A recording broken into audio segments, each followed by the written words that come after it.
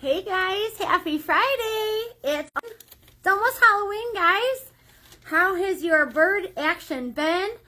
If you've been like me, it's been kind of up and down depending on, maybe the time of day or, where you are. My house feeders have been actually pretty busy. Here today at the store in the afternoon, it was kind of not a lot of action at our feeders at the store, but in the morning and right now it's actually really banging, and that's pretty typical. Our birds will start to they're going through spurts, and right now in their natural world there's a lot of food resources. So if you're seeing a little bird action when you're looking at your feeders, it's completely normal. All right, birds will naturally forage for their food and come to your feeders for supplement.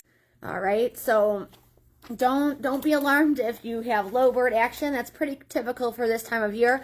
But be warned that your feeders are being watched by your birds. They are looking and checking in on those feeders, making sure that they are filled with clean, fresh food, and that they know that they have a reliable food source once the natural food has depleted. Okay, so they're keeping an eye always on your feeders, making sure that it's going to be a reliable food source for when they need it when they come back. Okay, so if that's not enough reason to keep the feeders full, or at least maintain the feeders so that the birds, when they're ready for it, they're going to come back to your feeders, not your neighbors. That should be the reason for the season, right?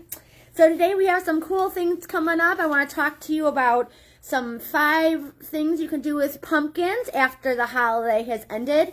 And we'll talk a little bit about our birds that might be arriving for the winter season, what they look like, what you could be offering them in your feeders, and what types of feeders they are visiting. So we're going to talk about that. Real quick though, I want to go over our events. This Saturday, we have 2 awesome events happening. The first is on tomorrow morning, 8:30 to 10:30. We have a bird photography workshop happening right here at the store on our side garden outside. So we have some Audubon members, some top awesome Audubon members that are coming. They're bird photographers, and they are going to give a little workshop on how to give you tips and tricks on photographing yourself. So if you have a camera or a phone camera, definitely bring it. They'll give you tips. They can give you recommendations for different tools and different cameras to use. And, of course, tips on getting that perfect photo of the bird in your yard or where you're at birding. So come by for that. It's totally free. You don't have to register. If you register beforehand, that's totally great. It just ensures that you got a spot. There'll be plenty of space, guys. So just come on by and take advantage of the awesome event that we're having. Also that day at 10, starting from 10 until 2, we're doing a pop-up shop in the store with Little Papa's Woodworks. So if you aren't aware of who he is, or who, if they haven't seen him before, Little Papa Woodworks, he is an artist, a wood artist. He carves and does a lot of this woodworking, makes birdhouses, makes figurines, makes fence decor. Really incredible work. If you haven't seen it already, definitely go on our page or go to the post with the event and you can see some of his work. It's absolutely stunning, one-of-a-kind pieces. So you won't find anything like this anywhere else. So you got to come by the store and check him out on tomorrow. So exciting. On Monday, though, the 21st, we have our monthly bird walk. And it's going to be a little bit different this week, this month, I should say, because next week is actually Birdability Week. So if you're asking yourself, what is Birdability? What is that all about? Well, Birdability is actually a nonprofit organization that works to help bring birding to people of all abilities. So specifically, Birdability Week is celebrating birding, but also celebrating the all people, being inclusive in our birding, and all of the accessibility, people of all accessibilities are able to bird. So for this month's walk, or outing as we're now going to call it, our bird outings are going to be all inclusive. So if you are in a wheelchair or you just don't have the ability to walk long distances, this walk is going to cater just to you. So we are going to do our bird walk as normal, our bird outing as normal. We will go out. It will be a shorter loop, and it's going to be all on the paved path here at Rock Run. So if you know someone or you yourself are of limited accessibility, or perhaps you just can't, you get winded, or whatever the case is, whatever your ability is for accessibility, you're more than welcome. We welcome you, and I would love to talk to you more on how I can make more outings cater to people of all abilities. So I really recommend that you come out on Monday. We meet at 9:30 at Rock Run in the circle at the Black Road Access. It has a little bit more parking, but it has a nice path and it's all paved, and there are benches along the way so we can make stops, listen to the birds, and really listen to all what nature has to offer. So it should be a really great time, and I really invite you to come out and join us. All right, usually we're going about an hour. We'll see how this Mondays goes, all right? So definitely come, bird where you are, how you can bird, okay? That's what we're doing. We're going to bird in the manner that we can, and everyone is able to do so, all right? But today, too, I wanted to talk about something because Halloween's coming up. I've got some little ghost earrings in, and I've got a little decor here and there coming. Halloween is coming up, and did you know that the U.S. every year grows 1 billion pounds of pumpkins? I sure didn't know that. But do you know that majority of those pumpkins will end up in a landfill? I know, that's another thing that just blew my mind when I read that. And did you know that most of that produce that goes into a landfill actually produces methane gas? So methane is actually a greenhouse gas that contributes at a high rate to climate change.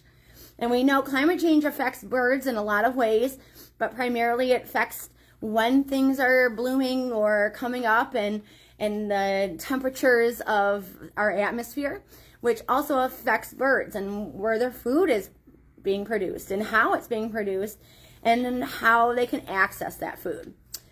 So if we would like to keep more birds around, we got to be conscious about what we're putting into those landfills and limit what we're putting into the landfill.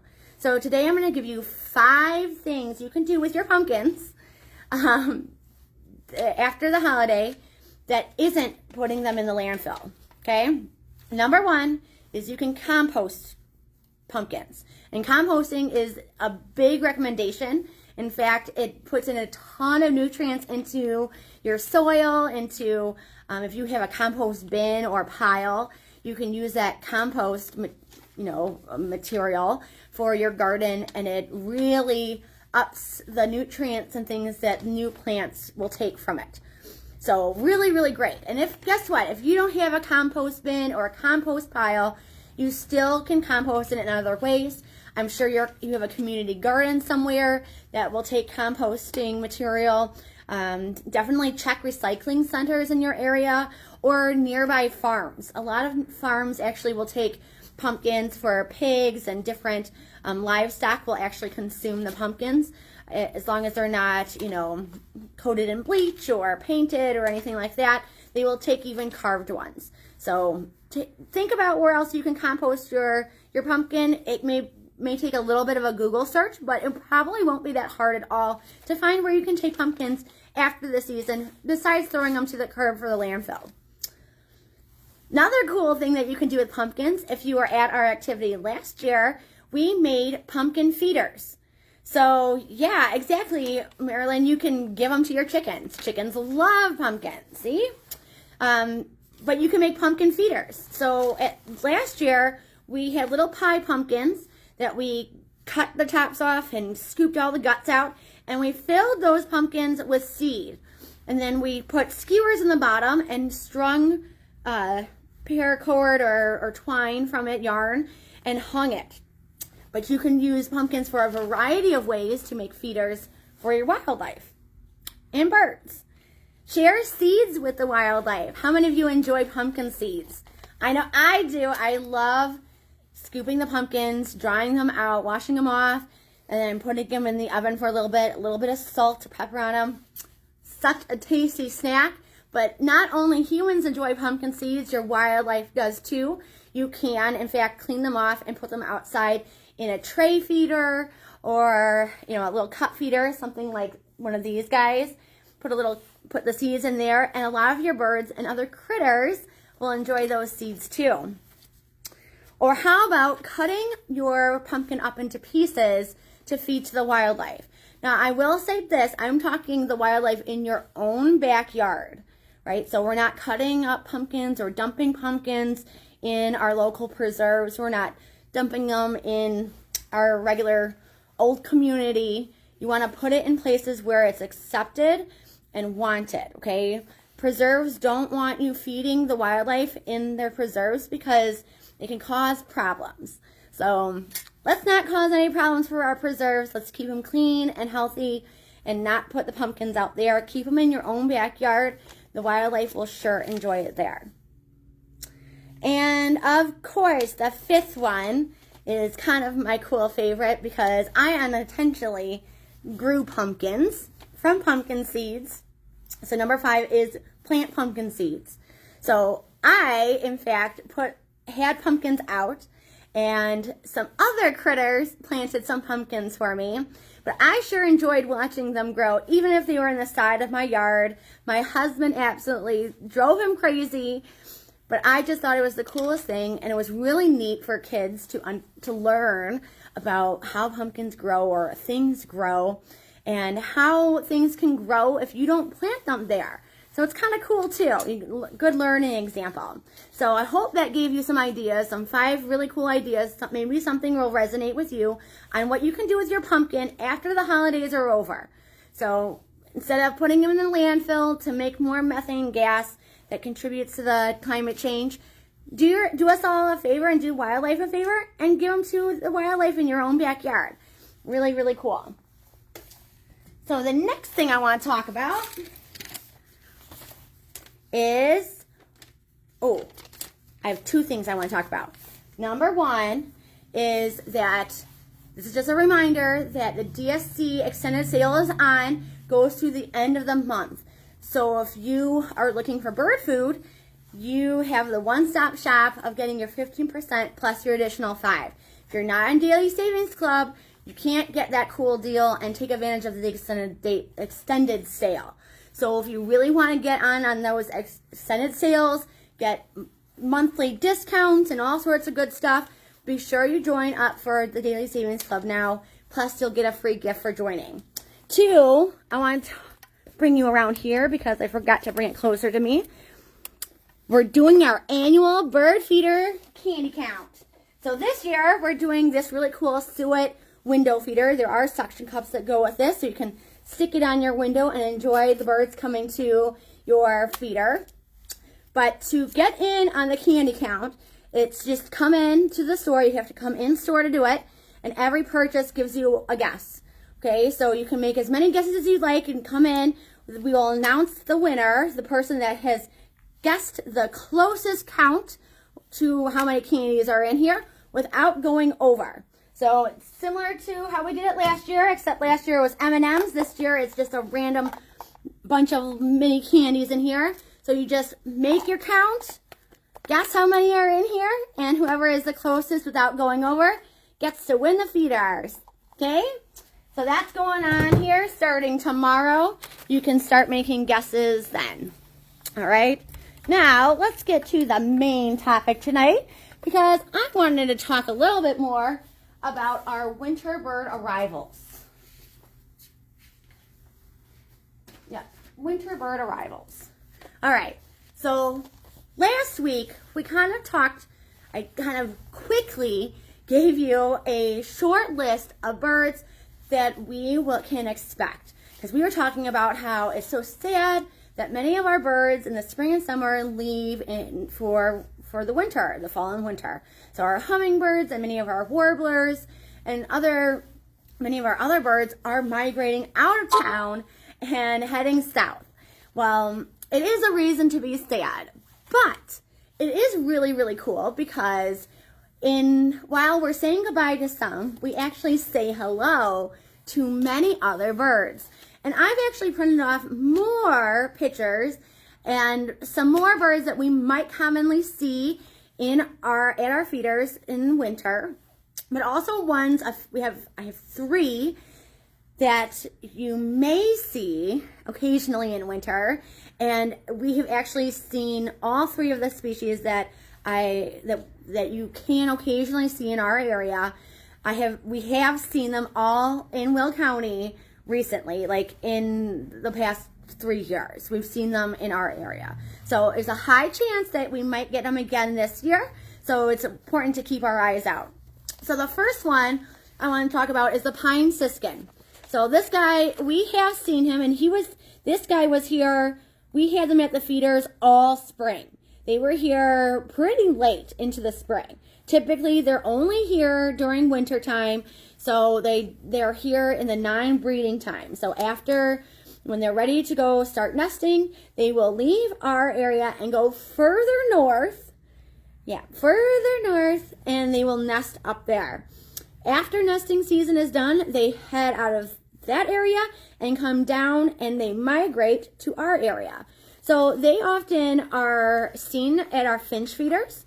So C2 feeders and this finch feeder is a perfect feeder to attract pine siskins because they love Niger. They also love black oil sunflower seeds and sunflower chips. So if you get finch blend, which is sunflower chips and Niger, it's going to be a hard resistance for the pine siskins. They absolutely love them. So that's a big one too. Pine siskins. And a noting fact about them is if you aren't paying close attention, you may kind of lump them all in with your goldfinches. But right now, since the goldfinches are looking much more drab, it's kind of hard to tell, but the pine siskin, if you can tell, has that bright yellow along the edge of its wing. It's very streaky too. So unlike the goldfinch, once it turns into its winter plumage, it looks kind of all drab. It won't have the streaking on it. If it has streaking, it's maybe a pine siskin. It could be another sparrow, but it could very well be a pine siskin. Okay. Our next one is the purple finch. So the purple finch, is similar. So some people get them confused with the house finch. And the main noticeable difference between the male house finch and the male purple finch is that the purple finch, that red purple, is much more red purple. It's more on that kind of maroony color versus the house finch is really red. Okay, the other big important factor is that if you can tell in this photo, that red color actually extends into its wings. So where the pattern here on a regular house finch would be like a lighter tan, on the purple finch, it's going to be actually red or kind of like a pinky rose color, all the way even to its tail feathers. So that's one way that you can tell between your house finch and a purple finch. The other thing to think about is that purple finches are only found in our area during winter. Okay, you won't find a purple finch in our area during the summer because it's nesting further north. Okay, females look dark and drab, typical, right? But they're brown and streaky, very similar to some of our other kind of sparrows or finches. But if you're seeing this guy, likelihood that the females are also with them. And of course, they are typical to your finches. They love Niger. They'll eat oil sunflower seeds, sunflower chips. So that Finch blend, WW Finch blend with the sunflower chips and Niger is really attractive to these guys. But they'll also eat millet, okay, white millet. So some of your seed blends that contain millet, they will go to town on them, all right? I would definitely recommend either using a seed tube, so either a seed tube like this, or a hopper or a tray feeder. So this is one of our tray feeders here. Turn it a little bit. This is a tray feeder here, and I find a lot of goldfinch, or a lot of finches and other birds will really like that tray feeder too. It's a really good style feeder. That's the purple finch. All right, here's that junco, the dark-eyed junco. Now, fun fact about dark-eyed juncos is that they do come in a couple different variations. Okay, so these two photos, one's a picture of a male, one's a picture of the female, but they're both in the slate colored family. Okay, so there are other variations of the junco, and sometimes one's a little bit more darker, sometimes they have a little bit more brown, sometimes they look more black in color. But the junco is, again, very similar. Oftentimes, most of the time we see the slate colored in our area. Every once in a while, you see a different color. The female does have a little bit of brown on her. Did you notice that? So, again, they are awesome. Very cute little birds that visit our feeders. They will also visit the ground underneath. So, oftentimes, they're cleaning up the ground underneath your seed feeders, just picking up off of the ground. They do enjoy oilers, sunflower chips, safflower, Niger, peanut pieces, white millet. They'll even do cracked corn. So they will eat a wide variety of seeds and feed at your feeders, and they are a very common and fun sight to see. We often call them our snowbirds.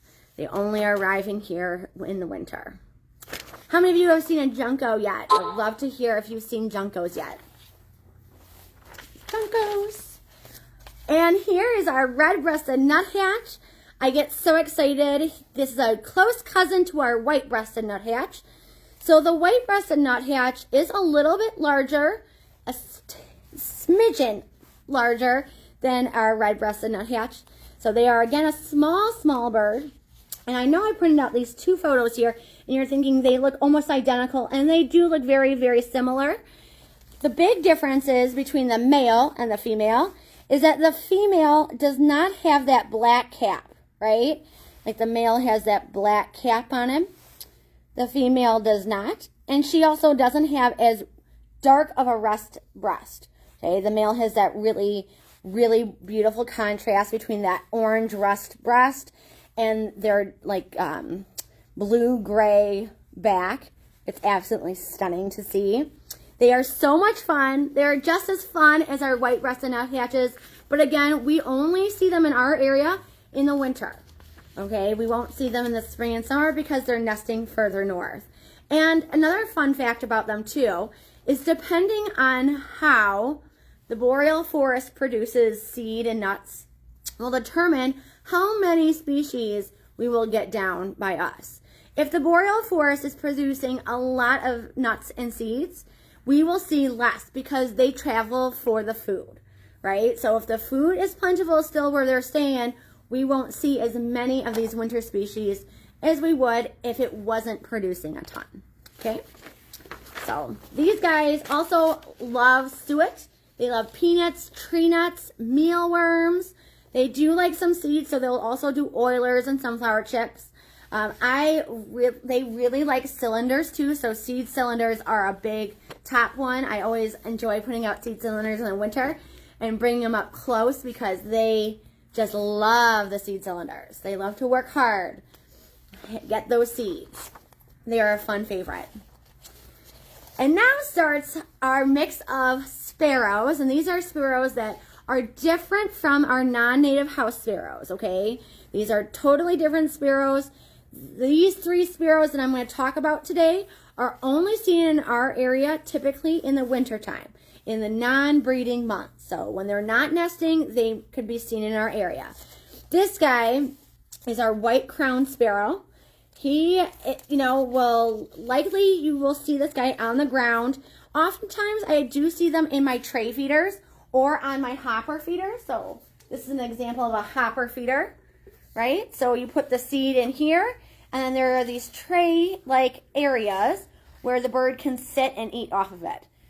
This one also has suet on the side, so you can put some suet cages on the side of this hopper feeder. It's a nice multi-feeder feeder.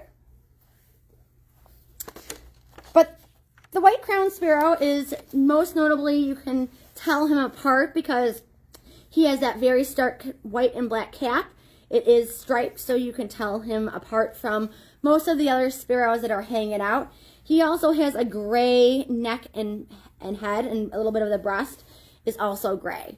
So he's a nice one to spot. If you see him, you know something good is happening in our area. These guys like a variety of seeds and food too. They mostly do a lot of seed. So black oil sunflower seeds, sunflower chips, Niger. They will eat from your finch feeders. These guys will also eat peanut pieces, white millet, and corn.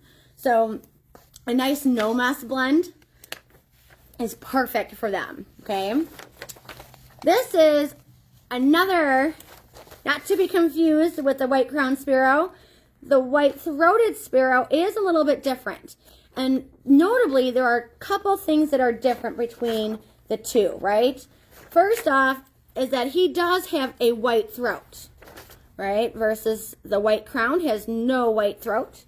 So that's what gives him his name, his white throat, the white-throat sparrow. But if you also notice, he has a spot of yellow. Sometimes it's a little bit darker, sometimes it looks sometimes orange, depending on the lighting. But usually it's a yellow spot right above the eye, which is much more different than the white-crowned sparrow.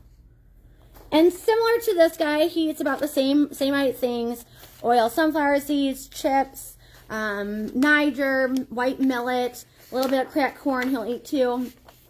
Again, oftentimes I see him on the ground cleaning up from what birds have kicked out or spilled from above. So, but you could also offer food in a tray, and they might come for that, or in a seed tube or a hopper. All right. This guy has been seen quite a bit at our feeders outside. And if you weren't paying attention close enough to your flock of house sparrows, you might miss him. But this, in fact, is the American tree sparrow. He is only found in our area in non-breeding season. So not in nesting season. We'll see him in other times of the year. But again, white millet, Niger, black oil, sunflower seeds, sunflower chips, peanuts. And again, you find him on the ground, but I've been seeing him in the tray a lot and hanging out on the tops of the feeder poles. So keep your eyes open for your tree sparrows. They are most notable for this kind of reddish brown cap that they have. They also have a line on right from their eye, kind of like a racing stripe on their eye. Pretty cool, huh? You didn't know that there are so many cool sparrows out there, did ya? All right, here comes another guy. And I know one of you, if you know who this guy is, the brown creeper, you may be saying, Ellen, but he doesn't visit feeders very often. And you are correct. Brown creepers are typically found on our trees and in wooded areas around our feeder. So they are typically big insectivores. They are eating a ton of insects and insect larvae. And yes, they are here in our winters. But you can attract them to feeders or your feeder area, your backyard, by offering foods that they enjoy, such as mealworms or bark butter. And what I mean by bark butter, I mean the spreadable bark butter. I put this stuff on my trees, and the brown creeper just love it. This product was actually created to attract the brown creeper, who would not come to traditional feeders, right? Won't come to traditional feeders, but would come to a tree that has the spreadable suet mix, right, on it. So the brown creeper will come, enjoy that. Every once in a while, you can get them to come to live or dried mealworms. Kind of depends on your bird. But they also will come in the winter. We'll often see them in the winter. Golden crowned kinglets are another bird that we see often only in the winter months or non-breeding months of the year. And I thought a really cool thing about the kinglet is, so he does look like this most of the time when you're seeing him in the tree normal. But every once in a while, you will see him very excited over something, and he may tuff up that little crown on his head, and he kind of looks like that. It looks very cool. It looks like he's wearing kind of like a mohawk hat. Very cool little bird, very little bird with a big personality. So he's kind of fun to attract to your yard too. Oftentimes he's eating those insects. Every once in a while you can get him to eat suet too, or fruit if you're offering fruit in your yard. Whether it's in the form of natural native plants or in the form of dried or fresh fruit that you are putting out on your charcuterie board, like I do, right? Golden crown kinglet. Now comes to the three birds that we can get into our area, but it's usually on occasion or in the rarity. Okay, and when I say the rarity, it may be because the boreal forest isn't producing as much food that type of year, and they come into our area. Sometimes it's other reasons, migration, all sorts of stuff. Oh, you know it, Susan. I will totally come and do your house for the Halloween. You know it. So, to start our three birds that occasionally visit, I'm going to show you first off is the evening grosbeak. Now, someone in Will County, I want to say, maybe it was last year, was surprised by one morning they woke up, looked out at their feeders, and an entire flock, I'm talking 20 plus birds of the evening grosbeaks were in his backyard. Now, wouldn't that be some sight to see, right? So they're a close cousin of the rose-breasted grosbeak, but they are that bright yellow. They are bright yellow. So the males look like this, females and juveniles will look like this. But again, they are big seed eaters, just like our rose-breasted grosbeaks. So they love sunflower oil, sunflower seeds, sunflower chips, safflower are some big ones. These birds like to eat from seed tubes like this. They'll eat from trays. They'll eat from hopper feeders. They are pretty much not picky, but when they come in a flock like this, you want to have enough room so the whole gang can stay and eat. So be providing it out there, and if you offer it, they may come, right? Oh, the common redpoll. Now, the common redpoll, I feel we get to see them a little bit more frequently than we will these other two that I have been showing, the evening grosbeak and then the other one. But nonetheless, they, according to Cornell, they are in a rarity to see them in our area. But every year so far, like the past 3 years, I have seen the common redpoll.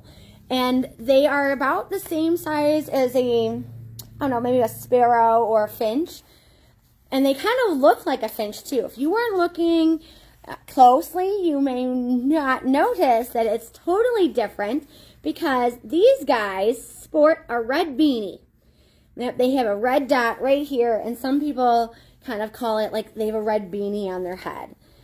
But so this is the male, and the male does have a little bit more red, pinky stripage on the front of him by his breast, and the female does not.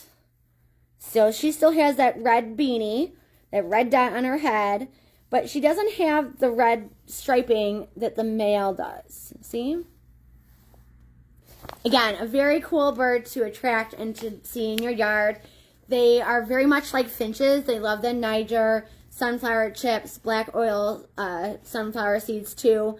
They are often seen at finch feeders and tray feeders.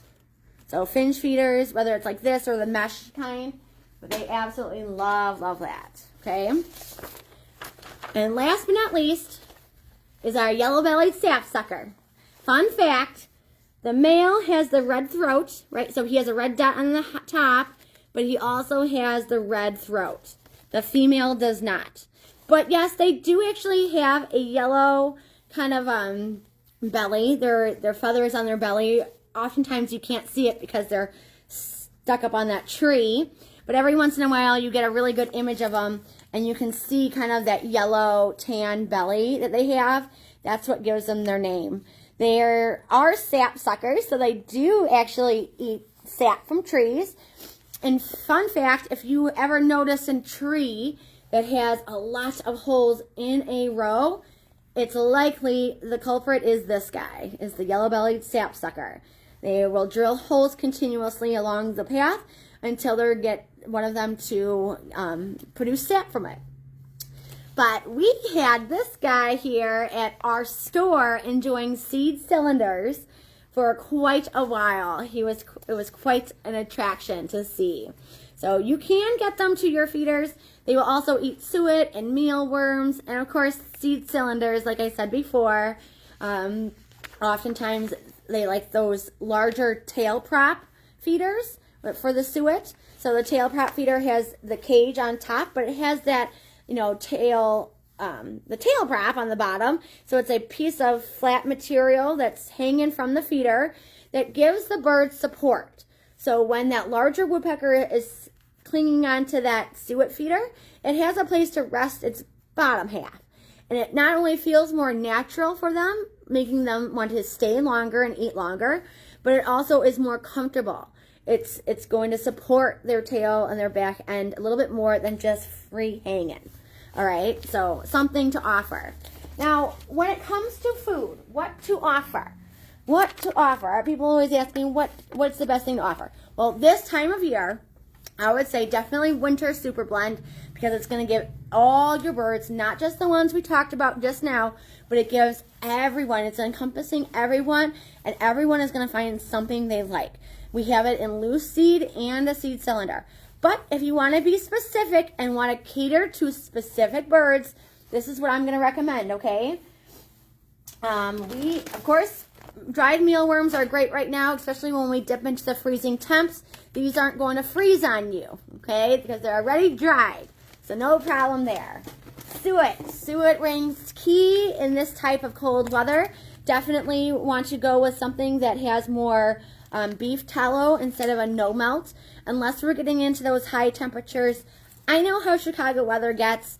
We're 80 degree one day and 30 degrees the next day, but it's, I think, pretty safe to go back to our regular suet with the beef tallow in it this time of year right now, okay? Super suet has the highest protein on the market for suet. So if you are always asking me, Ellen, what's the best suet to put out there? Yes, we have a lot of different flavors. Yes, all of them are made with great ingredients and the best for your birds. But super suet reigns key when it comes to suet, all right?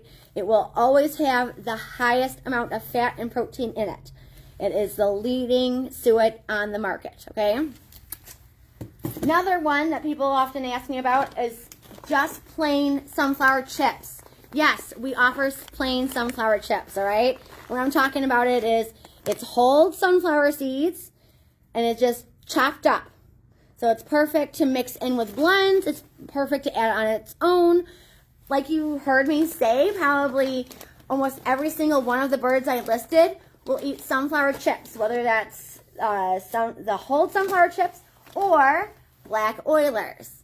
When I talk about black Oilers, there's a couple different kinds of sunflower seeds out there, but the two that we use in almost all of our mixes, our seed blends, are either black oil sunflower seeds. These are the smaller, all black sunflower seeds. Now there is a striped sunflower seed. That one is loved by tuffet titmice, blue jays, a couple other birds really enjoy them. But they are a bigger seed, and they have a thicker shell. So it needs the right type of bird with the right type of bill to eat that seed and consume it. But black Oilers are above and beyond one of the high-priced favorites for majority, probably 99% of our songbirds will enjoy black oil sunflower seeds. Okay? Safflower is another top one. And I do also have Nutri-Safflower here. I didn't grab it for the live, but we do have its close cousin. So safflower is that little white seed. It has a very, very hard shell on it. And it has different makeup, nutritional makeup, than your sunflower, which is why it's nice to pair it together with black oil sunflower seeds or sunflower chips. This is a great defense for squirrels because it's bitter, but it's also a hard shell, which makes it tricky and difficult for blackbirds to eat. We call it our problem solver. But it's also great to offer in the winter. NutriSaff is the close cousin of our safflower. It's a brown color. The shell is softer, so it's easier for birds to hull it, meaning that they get more nutrition and they don't have to use as much energy to break open that seed.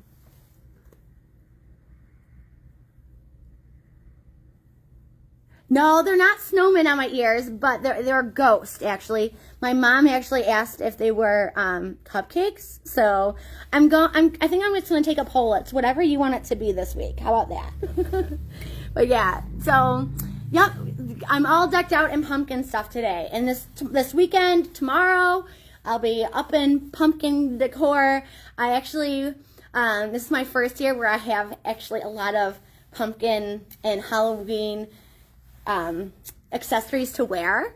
So I'm actually going to probably wear something different every day. So it's kind of exciting. So you got to come in and see me all the days so you can see all the cool stuff that I've got. All right. We talked about safflower. We talked about oilers. Oh, NutriSafflower. Fun fact about that seed is it is the only seed that we carry that is specifically designed and grown just to feed birds. So many of these other seeds and ingredients that we use in our seed blends are actually a byproduct of something else. So whether they're making sunflower oil, and these seeds are maybe not quality of sunflower oil to make sunflower oil for human consumption, but they'll put it in for birds' use. Now, NutriSaff or Natural Safflower, depending on how you say it, is specifically designed just for bird feeding. Isn't it pretty cool? Fun fact there. Bark butter bits are our top favorite too for birds this time of year. It's like little suet balls, little treats for the birds. But millet. Oftentimes people are asking me, what is millet? What does it look like? This is white millet, okay?